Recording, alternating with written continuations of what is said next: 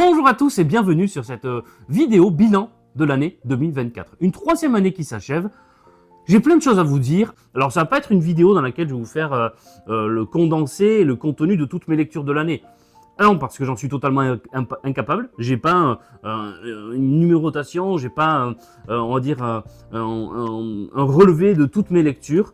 Donc je vais vous faire en début d'année 2025, donc à partir de demain, je ne sais pas exactement quand, une sorte de top et de flop comme l'an dernier.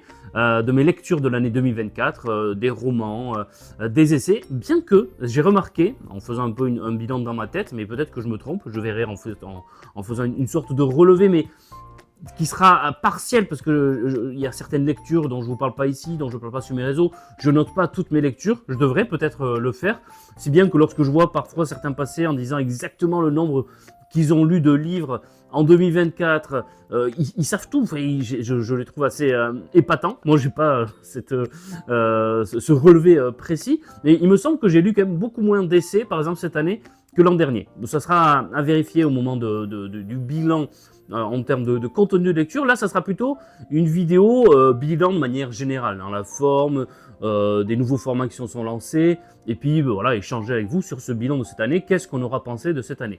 Et d'ailleurs, vous, n'hésitez pas à me mettre en commentaire qu'est-ce que vous pensez de cette chaîne, qu'est-ce que vous aurez pensé du bilan, de ce qui s'est passé cette année, est-ce qu'il y a des formats qui vous ont plu, est-ce qu'il y en a des formats que vous aimeriez voir sur cette chaîne. Bon, voilà, n'hésitez pas, comme d'habitude, à me commenter, et moi je vous lis de manière très assidue. Donc j'essaierai voilà, de faire une vidéo des tops. J'ai eu de très belles lectures cette année, et puis une vidéo également des flops, c'est-à-dire des livres qui m'ont moins plu, qui m'ont déçu en cette année, et il y en a. Et ça a fait jaser ici d'ailleurs en commentaire, dès qu'on parle d'un livre qu'on n'apprécie pas trop, de suite, bon, il y a beaucoup de commentaires en disant mais vous n'avez pas compris le livre. En général c'est ça, hein. Lorsqu'on n'a pas aimé un livre, soit on l'a pas lu, soit on l'a pas compris. Mais les gens ne peuvent pas admettre qu'on n'ait pas aimé un livre qu'ils ont lu. Et c'est ça le débat. Donc admettez que parfois on ne soit pas d'accord sur un livre. Mais à chaque fois ça a été ça. Je pense aux deux livres principalement que j'ai pas aimé cette année. Et je l'ai dit, et je ne m'en cache pas, les gens sont arrivés à dire « Oh, mais vous ne l'avez pas compris ». Bah si, je l'ai très bien compris, rassurez-vous, je suis encore capable de comprendre, de lire le français, je l'ai très bien compris. Ou alors, mais vous ne l'avez pas lu en entier. Non, si, je l'ai lu en entier, je ne l'ai pas aimé, tout simplement. Donc on en reparlera dans cette vidéo sur les romans qui m'ont le plus déçu. C'est une année quand même assez incroyable, rien qu'en termes d'abonnés, de vous. Je crois qu'en début d'année, on devait être à 4-5 000 abonnés, je sais pas. Et là, à l'heure où je vous parle, on est à quasiment 13 000 abonnés. Alors on n'y est pas tout à fait. Donc, ceux qui ne sont pas abonnés, si vous voulez qu'on termine l'année en feu d'artifice, à 13 000 abonnés, il en manque, je crois, une cinquantaine. Donc allez-y, foncez, abonnez-vous, rien que pour le défi et rien que pour qu'on réussisse à passer l'année 2025 avec 13 000 abonnés. Regardez là le nombre d'abonnés qui reste, je crois qu'on est à 12 950 comme ça, il en manque 50. Vous savez le compteur, là je devrais presque mettre le compteur minute par minute. Non bref, peu importe de toute façon. Le principal c'est que vous soyez nombreux à être là, à aimer les vidéos, à les commenter, à venir sur le Discord. J'en reparlerai après de ce Discord, mais ça fait déjà 4 minutes 30 que je parle et on n'est toujours pas rentré dans le fond du sujet, du véritable bilan. Bien que là, on a quand même déjà commencé. Alors, comme je disais, une explosion en termes de nombre d'abonnés, du nombre de vues aussi cet été, ça a été incroyable, le nombre de vues comme ça qui a explosé. Donc, non, ça c'est vraiment génial. Et puis, on va dire que ça a été l'année de la maturation à partir de septembre, où j'ai décidé de consacrer un peu plus de temps à cette chaîne YouTube qu'auparavant peut-être, donc avec plus de vidéos, plus de formats, plus de régularité, plus de défis aussi, mais ça c'est mon côté passionné, c'est-à-dire que lorsque je me lance dans quelque chose, c'est vrai que j'arrive pas à le faire à moitié. Donc en fait, je me suis lancé dans un défi, mais ensuite il y en a un autre qui s'est enchaîné, et puis on en rajoute un, et puis on va en rajouter d'autres. Bon, ça c'est Adrien tout craché. Et je parle de moi à la troisième personne, et là ça commence à être inquiétant. Et le réveillon n'a toujours pas commencé. Bon, qu'est-ce que je peux vous dire en termes de bilan? Donc, on a continué cette année les bilans lecture classiques. Alors, j'en ai pas fait un par mois, vous avez vu, ça a été vraiment en fonction des mois. Il y a des fois des mois où j'avais pas grand-chose à vous dire, donc j'ai un peu moins lu que d'habitude, donc j'allais pas faire un bilan du mois juste pour vous parler de lecture, bien que je pourrais. Donc il y a toujours ces bilans lecture qui sont arrivés, que ce soit au moment de l'automne, de l'été, je les appelais parfois différemment, mais voilà, j'essaye toujours de vous faire ce qui a fait à la base la clé de voûte de cette chaîne, c'est-à-dire ces bilans lecture. Également, des vidéos dans lesquelles je vous présente les livres que j'ai achetés ou reçus. Et ça, je ne m'en cache pas. Je reçois des livres par des éditeurs, par des auteurs, et comme je vous l'ai toujours dit, ça ne change en rien, mais alors vraiment en rien du tout, l'avis, l'opinion ensuite que je vais avoir sur ce livre. D'ailleurs, les livres qui m'ont le plus déçu cette année ne sont pas des livres que j'ai achetés, mais que j'avais reçus, je l'ai dit, et franchement, ça se passe très bien. Et ces vidéos d'ailleurs d'achat, c'est marrant parce que j'ai découvert cette année que certains, et ça c'est un truc dont je vais vous parler également, certains appellent ça book haul, H-A-U-L. Je trouve ça extrêmement laid comme mot. Book haul. Achat de livres, parlons français. Je peux accepter des qualificatifs anglais, et j'en utilise moi-même, lorsque je trouve que c'est fluide, lorsque ça rentre dans la phrase, etc. Mais book haul, non, non. N'Instagrammons pas nos vies, de grâce. Alors, je vais passer pour un gros ringard, mais c'est pas grave. Book haul, c'est moche. Achat de livres. Nouvelles entrées dans la bibliothèque. Pareil que, alors il y a un truc que j'ai découvert, et ça je vais le faire en début d'année également, je vais faire une vidéo, ma liste d'envie de livres à lire pour l'année 2025. Et il y en a qui appellent ça wishlist. Wishlist. Mon Dieu que c'est moche. Mais pourquoi? Pourquoi faites-vous ça? Qui fait ça? Enfin, expliquez-vous, je sais pas, mais wishlist. Non, liste d'envie, c'est très joli. On a une belle langue. Donc, parfois, quand ça se justifie, je peux l'entendre. Et moi-même, je dis, mais wishlist, liste d'envie. Vous voyez là qu'il y a un problème quand même. Il y a une des deux expressions qui est quand même bien plus belle que l'autre. Après, il y a plein de nouveaux formats qui se sont lancés cette année. Je pense par exemple au format livre et popcorn, qui n'est pas mort d'ailleurs. Je vais en refaire. Mais c'est juste qu'il faut que je trouve le temps, il faut que je revoie des films, que je me fasse mon avis, que je lise le livre également. Donc ça prend un peu plus de temps, mais ça je vais le faire. Donc livre et popcorn, j'analyse un film qui est une adaptation du livre, et puis je remarque si, on va dire, la passion, l'envie, le plaisir, les thèmes se retrouvent. Je ne compare pas l'adaptation par rapport au livre. Je ne dis pas, voilà, ça a été mal adapté parce qu'il manque ça, c'est pas possible. Mais j'essaie de voir si l'esprit du livre, en tout cas, est respecté. Il y a eu des entretiens que je vous ai mis ici. Voilà, je vous ai mis des grands entretiens que j'ai eus par le passé sur mon podcast ou même cette année. Donc voilà, des entretiens avec des auteurs, des écrivains, des écrivaines. Il y a également eu le format des bibliothèques idéales, et qui n'est pas terminé là aussi. Vous pouvez continuer à m'envoyer par vidéo vos bibliothèques idéales. Je vous mets le lien de ma vidéo originelle en description de cette vidéo. Voilà, 20 questions qui permettent de constituer petit à petit votre propre bibliothèque idéale. Et il y en a eu des formidables. Et elles sont toutes formidables, celles que j'ai reçues. Voilà, c'est vraiment un format qui vous plaît, qui me plaît, que j'adore faire, et qui prend un peu de temps, mais que j'adore faire. Il y a également eu, voilà, en parlant de bibliothèque idéale, le tour du monde des bibliothèques, où je découvre vos bibliothèques. Vous êtes nombreux à m'avoir envoyé des photos, des vidéos de vos bibliothèques. C'est exceptionnel, franchement. Là, j'en ai reçu beaucoup d'autres. Alors, je vais essayer vraiment de faire une nouvelle vidéo du tour du monde des bibliothèques, mais il y en a un peu partout dans tous les mails que je reçois, donc il faut que je fasse de l'ordre, mais je vais en faire une seconde parce que j'en ai d'autres qui m'ont envoyé leurs photos ou vidéos de bibliothèques. J'ai lancé un nouveau défi de lecture commune de Zola. Donc on est en plein dans la lecture des Rougon-Macquart. Vous savez que j'ai lu les 4 premiers, et là, aujourd'hui même, je commence La Faute de l'abbé Mouret. Donc ceux qui ont envie de se lancer avec moi dans la lecture de La Faute de l'abbé Mouret et éventuellement de participer ensuite à l'une des vidéos au podcast, c'est possible.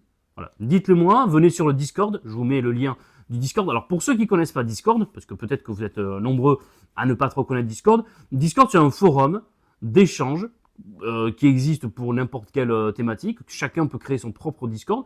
Moi, j'ai créé le mien. Vous êtes déjà quasiment 500 dessus. C'est quand même génial. Vous êtes 500. Et ensuite, dedans, il y a différents salons. Donc, j'ai classé ça par thématique, par auteur, par période.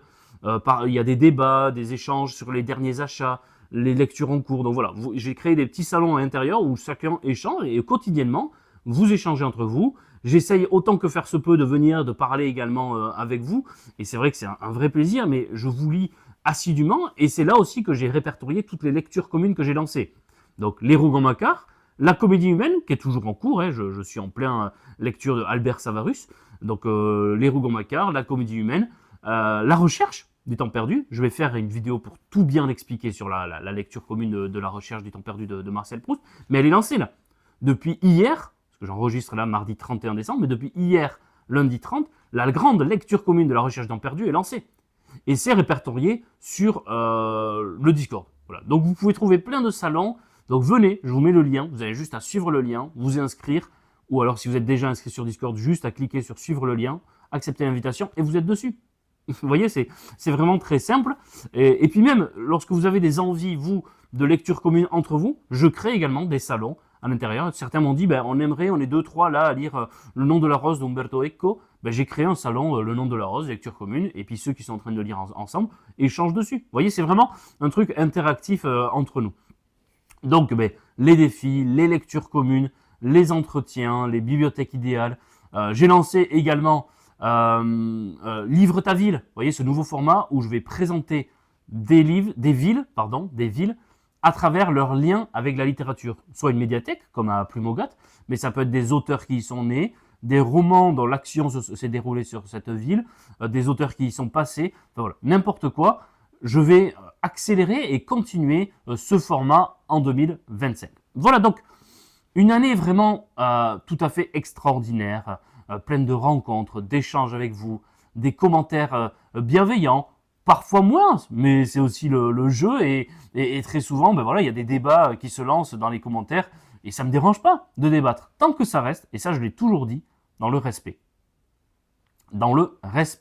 de chacun. Voilà, ça c'est important. Et si la personne sort de ce cadre que j'ai moi-même fixé, d'un respect à avoir dans les propos, dans la forme, eh bien moi-même, je me permets de répondre sèchement à la personne ou même d'arrêter de lui répondre. Voilà. Et ça, j'ai aucun mal à le dire. Et aucun mal à le faire. Et si ça va même beaucoup trop loin dans l'insulte, je supprime le commentaire. Donc inutile d'aller jusqu'à là. Voilà. Les commentaires bienveillants, moqueurs, etc., ça ne me dérange pas. Je peux même m'en amuser et répondre avec ironie. Si ça va dans l'insulte, soit de moi, soit d'autres personnes qui ont commenté, je me souviens sur Marc Lévy, il y en a qui ont insulté des gens juste parce qu'ils avaient dit qu'ils avaient aimé Marc Lévy. Mais ça, c'est franchement insupportable. Je le dis, c'est insupportable. Donc, respectez-vous et surtout, si quelqu'un aime un auteur, vous n'avez pas à l'insulter. On peut ne pas être d'accord, on peut ne pas aimer, mais c'est insupportable que de mépriser une personne parce qu'elle aime un auteur que vous n'aimez pas. Voilà. Je le dis franchement, tout simplement, et même pour dire que lire cet auteur-là, ce livre, ces deux-là, ça, c'est non plus. Voilà. Ça, non. Et ça, c'est vraiment totalement contradictoire avec l'esprit que j'essaye de mettre en place ici. Que vous n'aimiez pas un auteur, certes, d'accord. Par contre, aller jusqu'à l'insulte, non. Voilà. On peut débattre, mais ne pas insulter, ne pas manquer de respect. Et d'ailleurs, j'ai lancé également cette année un nouveau format de vidéo où je donne mon avis sur des débats en rapport avec la littérature. Le débat sur les livres audio. Ça a été également parfois un peu intense comme débat. Le débat sur les liseuses. Et puis il y en aura d'autres, sur les Inkipit aussi. Ça c'était intéressant. Et j'ai pu voir également les réactions de certains d'entre vous qui étaient très intéressantes. Bon, que dire d'autre pour ce bilan, si ce n'est que je vais continuer en 2025 sur le même rythme, avec la même passion. Alors vous avez eu pendant tout le mois de décembre le calendrier de l'Avent. Évidemment, vous n'aurez plus pendant cette année 2025 tous les jours une vidéo comme ça, dans laquelle je livre des anecdotes, où je donne des conseils, 5 conseils par jour. Ça a été un mois de décembre un peu intense, ce qui fait que là je me repose un peu en cette fin de mois, mais on va repartir en mois de janvier avec des nouvelles vidéos, les mêmes formats qui vont revenir, des nouveaux formats également. Il y a eu un quiz aussi, qui a beaucoup plu. Ça j'ai aimé ça, vos réactions également au quiz, donc je ferai d'autres quiz. J'ai également reçu pas mal de photos de vous, de vos cadeaux que vous avez reçus. Je vais faire une vidéo. Vous voyez, j'ai encore plein de choses à vous dire, ma liste d'envies. Et puis toujours des critiques de livres. Il y a eu la rentrée littéraire où j'ai fait pas mal de critiques de livres. Le prix Mémo d'or d'Adrien, on l'avait oublié, mais le prix Mémo d'or d'Adrien, qui a fait rire beaucoup d'entre vous. Et on avait passé un bon moment avec ce prix Mémo d'or d'Adrien, qui reviendra en 2025 avec une petite surprise. Et ça, je peux vous l'annoncer dès maintenant, c'est que je ferai participer certains d'entre vous au prix Mémo d'or d'Adrien. Voilà. Si certains d'entre vous veulent faire partie du jury du prix Mémo d'or d'Adrien, qui me le disent, vous pouvez candidater en m'envoyant un mail, toujours à mon adresse mail que je vous mets là, mais vous pouvez, et je ne serai plus le seul membre du jury du prix Mémo d'or d'Adrien. Je vais essayer de faire de ce prix quelque chose de populaire, qui vient de vous aussi, et pas que d'un seul lecteur, donc qui viennent de dizaines et de dizaines de lecteurs. Et ça peut être génial, ça. Vous vous rendez compte ? un prix comme ça qui vient des abonnés d'une chaîne YouTube. Il y a les fameux prix les plus connus, les plus prestigieux, évidemment, prix Goncourt, Renaudot, Interallié, tout ça. Mais il peut y avoir le prix Mémodore d'Adrien.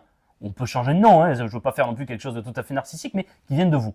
De vous, de moi, et qu'ensuite on ait un moment d'échange, voire même une rencontre physique, hein, ça peut être ça, pour décider ensuite du prix Mémodore d'Adrien. Vous voyez ? Et là, je viens d'avoir l'idée presque en direct, mais l'idée de vous faire participer, je l'avais déjà eu avant la vidéo. Donc n'hésitez pas à candidater, parce que c'est quelque chose, je pense, qu'il va falloir qu'on prépare pendant des semaines et des mois. Ça ne va pas se décider juste comme ça au tout dernier moment. Remercier également évidemment mon épouse, voilà, mon épouse qui me soutient, qui me conseille, qui me dit parfois lorsque je vais trop loin, qui me reprend, qui me donne toutes les idées. Le nom, c'est elle qui l'avait trouvé, je l'ai déjà dit. Le logo, enfin voilà, plein de choses sur lesquelles elle contribue. Livret Popcorn, par exemple. Livret Popcorn, j'adore ce nom, mais c'est une idée d'elle. Je me souviens très bien, on était sur une plage des Côtes d'Armor, et d'un coup, boum, ça lui est venu, mais Livret Popcorn, c'est génial.